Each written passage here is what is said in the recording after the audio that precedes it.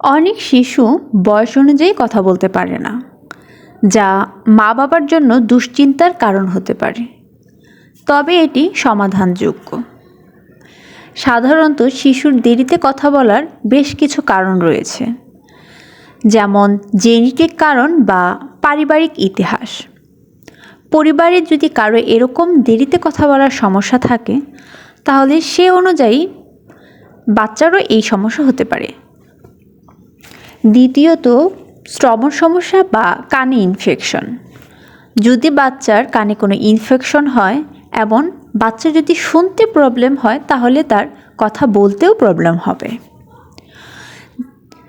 তৃতীয়ত, পর্যাপ্ত সামাজিক ভাষার অনুশীলনের অভাব।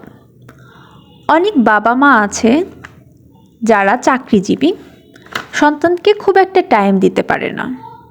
তাদের ক্ষেত্রে এই সমস্যাটা খুব বেশি হয়ে থাকে, কারণ সন্তানের সাথে তারা খুব বেশি কথা বলতে পারে না এবং সন্তানও অন্য কারোর সাথে কথা বলার সময় পায় না, সুযোগ পায় না, যার কারণে এই সমস্যা হয়ে থাকে।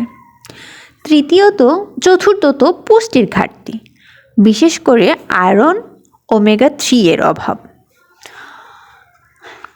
এইরকম সমস্যা হলে আমাদের যা করা দরকার, এই সমস্যার সমাধানের জন্য প্রথমত শিশুর সঙ্গে অনেক বেশি করে কথা বলতে হবে।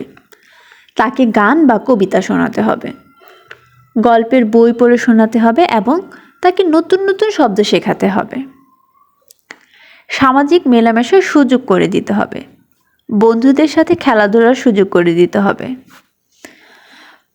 পুষ্টিকর খাবার দিতে হবে, যেমন মাছ, দুধ, মধু, বাদাম, ফলমূল ইত্যাদি।